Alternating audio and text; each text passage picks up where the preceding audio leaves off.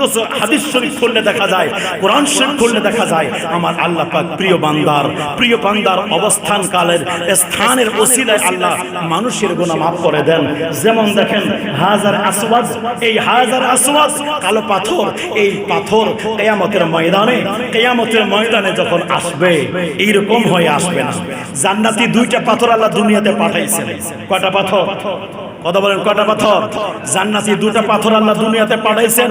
একটা হলো হাজারে আসওয়াদ আর একটা হলো মাকামে ইব্রাহিম। এই দুটো পাথর জান্নাত থেকে পাঠানো হয়েছে। আমার যুবক ভাইরা, হাদিস শরীফের মধ্যে আসছে আমার রাসূল বলেছেন যে এই জান্নাতি দুটো পাথর আসছে, এই পাথরের মধ্যে আল্লাহ এত নূর দিয়েছেন, একটা পাথর যদি দুনিয়াতে জান্নাত থেকে আনা যায়, ওই আলোতে, ওই পাথরের আলোতে এইরকম হাজার হাজার লক্ষ লক্ষ সূর্যের আলো একদম কমতি হয়ে যাবে। তাহলে দুইটা পাথর এখানে আছে, তাহলে তা আলো বোঝা যায় না কেন? আলো এই জন্য বোঝা যায় না, আমার আল্লাহ পাক ওই আলোটাকে পর্দার মধ্যে রেখে দিয়েছে, আলোর উপর দিয়ে একটা পর্দা লাগাই দিয়েছে। কেন? আল্লাযিনা ইউমিনুনা বিল গায়ব। জান্নাত আছে আমরা বিশ্বাস করি, জান্নাত কেমন এটা জানি না, জান্নাতের পাথরের আলো কেমন এটা আমরা জানি না, জান্নাতের হুর গিলমা কেমন এটা আমরা জানি না। তাহলে এইটা অদৃশ্য, যদি এই আলোটা প্রকাশ করে দেওয়া হয়তো তাহলে অদৃশ্য থাকতো না। জান্নাত দেখে দেখে ঈমান আনলে ঈমান আনা হবে না, জান্নাত না দেখে ঈমান আনতে হবে। কি? জান্নাত না দেখে ঈমান আনতে হবে। তাহলে কি আছে? ওই জান্নাতে ওই পাথরের মধ্যে উপর দিয়ে একটা কবর আল্লাহ লাগিয়ে দিয়েছেন, ওই কবরের কারণে আলো দেখা যায় না। আমার রাসূল পাক সাল্লাল্লাহু আলাইহি ওয়াসাল্লাম হাদিস শরীফের মধ্যে বলেন, মুসলিম শরীফের মধ্যে হাদিস কানা আছে, হযরতে ইবনে আব্বাস থেকে হাদিস কানা বর্ণিত, আমার মায়া নবী বলে দেয় কিয়ামতের ময়দানে হাজারে আসওয়াদ যখন উঠবে, ওই হাজারে আসওয়াদ উঠবে যখন, তার দুইটা কান, তার দুইটা চোখ থাকবে, একটা মুখ থাকবে, দুটা চোখ থাকবে, একটা মুখ থাকবে। আমার নবী বলেন কিয়ামতের ময়দানে ওই পাথর ওই ওনাদেরকে দেখবে যারা তাকে স্পর্শ করেছে, যারা তাকে চুমু দিয়েছে। আমার নবী বলে দেয় কিয়ামতের ময়দানে তাদেরকে দেখবে, দেখার পরে মুখ দ্বারা তাদের পক্ষে আল্লাহর দরবারে সাক্ষী প্রদান করবে, তাদের পক্ষে আল্লাহর দরবারে সাক্ষী দিবেন। এখন বোঝা গেল পাথর, এই পাথর তো চোখ নাই, এই পাথর তো মুখ নই, কিয়ামতের ময়দানে হবে। তো এখন কারা কারা জিয়ারত করতেছে, কারা কারা চুমু দিতেছে, কারা কারা ওনার কাছে যাচ্ছে, পাথর দেখছেন কিভাবে? চোখ তো এখন নাই, চোখ তো হবে কিয়ামতের ময়দানে, মুক্ত হবে কিয়ামতের ময়দানে। তো এখন কিভাবে দেখছে?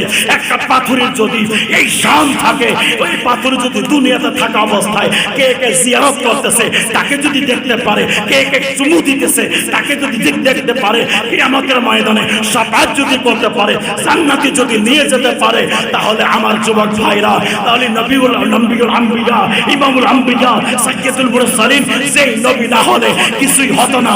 ওই মায়ার নবী, দুজানের সরদার, মালিক মুখতার, হাউজে কাউসারের মালিক, জান্নাতের মালিক, শাফাআতের কান্ডারিও নবী, ওই মায়ার নবী মদিনার জমিন থেকে উম্মতদেরকে দেখার ক্ষমতা আছে কি? আছে না?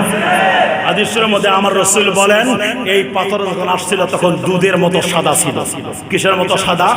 দুধের মতো সাদা ছিল, কিন্তু কালো হয়ে গেছে। কালো হওয়ার কারণ কি জানেন?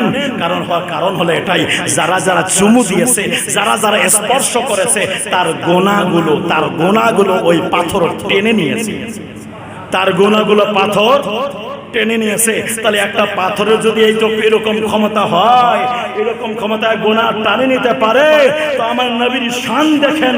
আল্লাহ পাক বলে ওয়ালাউ আন্নাহুম ইয যালামু আনফুসাহুম যাউকা ফাস্তাগফিরুল্লাহ ওয়াস্তাগফারা লাহুমুর রাসূল লাওয়াজাদুল্লাহ তাওয়াবার রহিমা।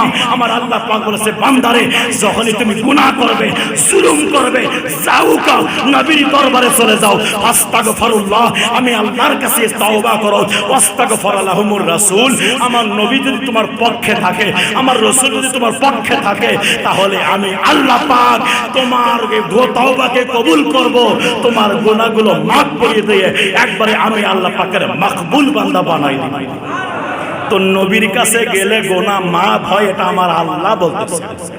আর বর্তমান কিছু ফটকা মারা ব্যক্তিগুলো আছে, এরা বলে দেয় নবী তো মরে গেছে, কিছুই করতে পারে না।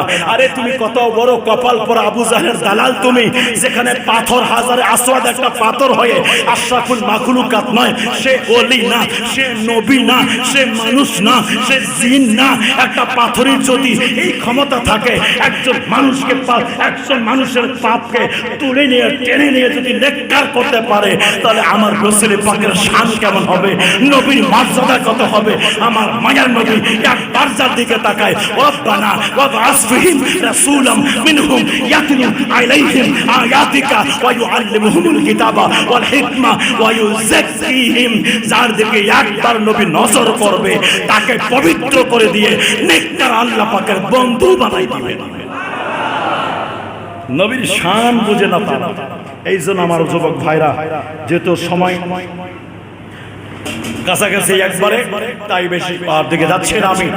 এই পাথর চুরি হয়ে গেছে, হাজারে আসওয়াদ কি হয়েছিল, চুরি হয়ে গেছিল। কাফেররা ওখান থেকে মক্কা শরীফ থেকে বের করে নিয়ে গেছে। বের করে যখন নিয়ে গেছে, অনেকগুলো পাথরের ভিতরে পাথর রেখে দিয়েছে। মক্কা শরীফের বড় বড় আলেমরা, মক্কা শরীফের মধ্যে যারা জ্ঞানী ব্যক্তি, সকলে মিলে একটা পরামর্শ করলো কিভাবে আনা যায়। এইবার তারা একটা বুদ্ধি করলো যে ওই কাফের যে মানে চুরি করে নিয়ে গেছে তাকে বলছে এর জন্য কি চান, আপনি পাথর দিয়ে দিবেন। বলে এত মাল চাই, বলে দিয়ে নেন, পাথর দিয়ে দেন, পাথর দিয়ে দেন। বলে পাথর তো দিব ঠিক, কিন্তু ওই পাথর তো সব পাথরের সঙ্গে মিশে গেছে। বলে না, মিশতে পারে না, আমরা শনাক্ত করে নিয়ে যাব, আমরা শনাক্ত করে নিয়ে আসবো।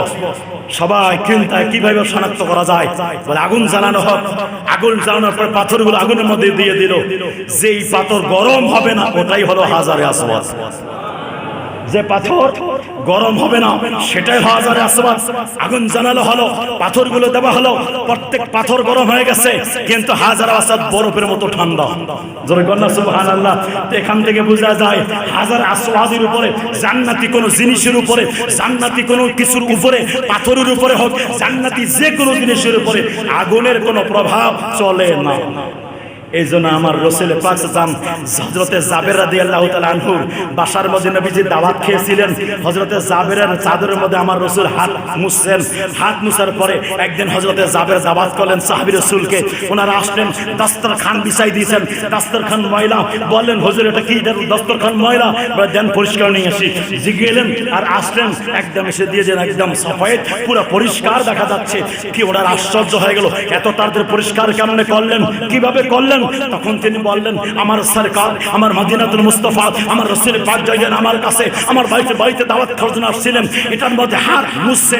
ওই দিন থেকে এটাই চাদরকে, এই দস্তরখানকে আমি কোনোদিনের জন্য পানি দিয়ে, সাবান দিয়ে, পাউডার দিয়ে, আপনার কোনো কিছু দিয়ে পরিষ্কার করতে হয় না। যখন ময়লা হয়ে যায় আগুনে ঢুকাই দেয়, আগুন ময়লাকে পুড়ে দেয়, কাপড়ের সুতো পর্যন্ত পড়তে পারে না। নবীর শান। আমার রাসূল পাক শুধু জাবের আপনার চাদরের মধ্যে হাত মুছছেন, বাস ওই দিন থেকে ওই আগুন পুড়াতে পারে না। তো নবীর মুহাব্বত যেই দিলের মধ্যে আছে, ওই ব্যক্তি কখনো ওই ব্যক্তিকে কখনো জাহান্নামের আগুন স্পর্শ করতে পারে না। ঠিক কিনা বলেন? এই জন্য আমার ভাইরা, রাসূল পাকের প্রেম ছাড়বেন না, নবীজির মুহাব্বত ভালোবাসা ছাড়বেন না। আসুন আমরা সকলেই রাসূল পাকের মুহাব্বত ভালোবাসা নিয়ে আল্লাহ পাকের ইবাদত বندگی করি, সারাটি জীবন নবীজির গোলামি করি, রবের ইবাদত করি, আউলিয়া কেরামের সুহবতে থাকি। ইনশাআল্লাহ তাআলা আমরা ইহকালে পরকালে দুজাহানে আমরা ইনশাআল্লাহ আমাদের বেড়া পার। কথা বলেন ঠিক কিনা?